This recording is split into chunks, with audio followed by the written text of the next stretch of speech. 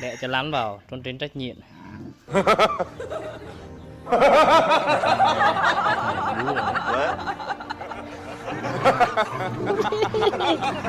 Đất bảo để đẻ một con thôi, không nghe đẻ ba con được.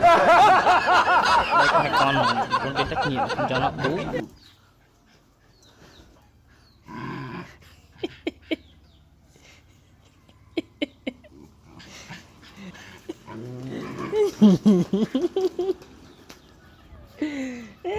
Đấy đòi bú bú sữa đấy mẹ không cho.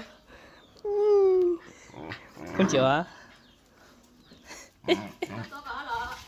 Tại sao? Thấy chưa, mẹ chúng mày đẻ mẹ chúng mày ra nó trốn tránh trách nhiệm. Ủa tao nó lộ